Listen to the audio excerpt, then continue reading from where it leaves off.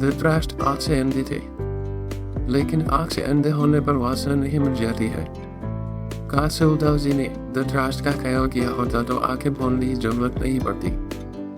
उद्धव जी ने आंखें खोल ली थी, इसलिए कि ना रहेगी आंखें, ना उठेगी कामना, ना रहेगी वासना। मगर आंखों से कामना नहीं उठती, कामना तो मन से जगती है। आंख फूट जाए या फोड़ दी जाए, मगर वासना नहीं मिलती। पिता के दिए दाव में उनके 100 पुत्रों की मृत्यु, इससे बड़ी विडंबना और क्या होगी। महाभारत में धृतराष्ट्र के 100 पुत्रों की मृत्यु हुई। क्या यह उनकी पूर्व जन्मों का पाप का दंड था? धृतराष्ट्र जन्म से अंधे थे, लेकिन जब उन्हें यह पता चला कि गांधारी को 100 पुत्रों को जन्म देने का आशीष है, तो उनके अंधे बनकर दुख मिट गया। धृतराष्ट्र को 100 पुत्र और एक पुत्री हुई। कुरुक्षेत्र में उनके 100 पुत्र मारे गए। एक पिता के लिए इससे बड़ी और कोई विडंबना क्या होगी कि 100 पुत्रों की मृत्यु पर शोक मनाना पड़े। भगवान श्री कृष्ण ने गीता का जब संदेश दिया था तो अर्जुन के विरुद्ध धृतराष्ट्र और संजय ने भी सुना था। इसमें भगवान श्री कृष्ण ने कहा था कि सब कुछ पूर्व में ही निर्धारित होता है। सबको अपने पूर्व के पाप के दंडों को भोगना ही पड़ता है। धृतराष्ट्र को यह बात स्मरण थी कि दुर्योधन और दुशासन दोनों पांडवों और द्रौपदी के दोषी थे। उनके मारे जाने को तो धृतराष्ट्र उनके कर्म फलों से जोड़ रहे थे, परंतु शेष पुत्रों की तो कोई भूमिका ही नहीं थी। फिर वे क्यों मारे गए?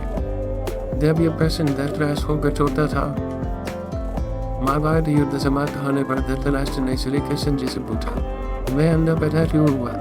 मेरे 100 पुत्र मेरे जितने जी मारे गए। मैंने ऐसे कौन से पाप किए थे जिसका ये दंड मिला? आपने अर्जुन से कहा था कि जो बोला है वह कर्मों का फल है। मेरे अंधे होने पर और 100 पुत्र मारे जाने का क्या कारण है?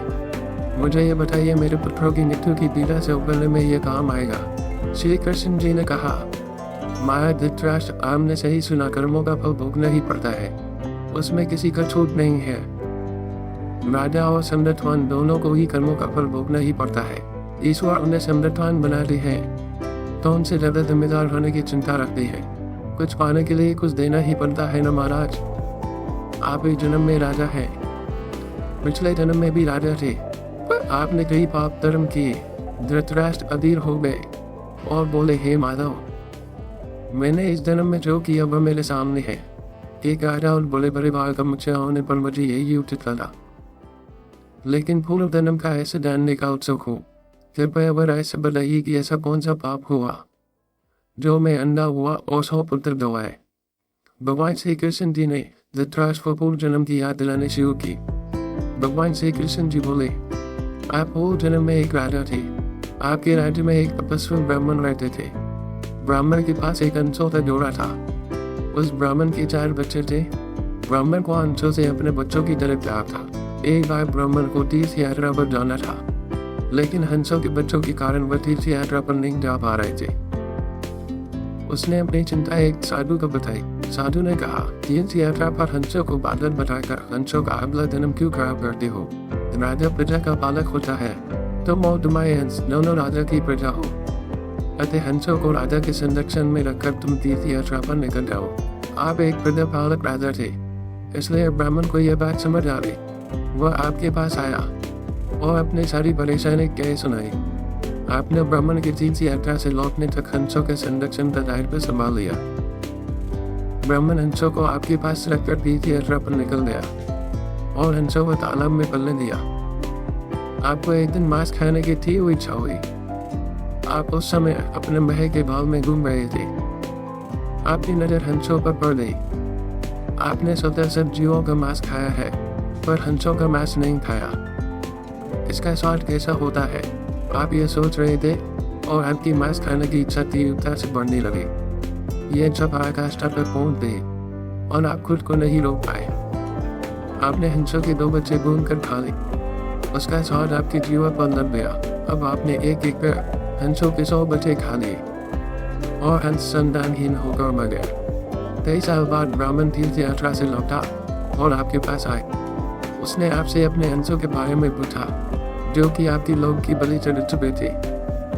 प्रजापालक राजा यह कैसे कहता कि उसने अपनी प्रजा की संपत्ति लूट ली, इसलिए आपने ब्राह्मण से कह दिया कि वह हंस बीमार होकर मर गए। ब्राह्मण दंपति आप पर पूरा भरोसा करता था। उसने आपकी बात मान ली और बुला करते करते घर चला गया।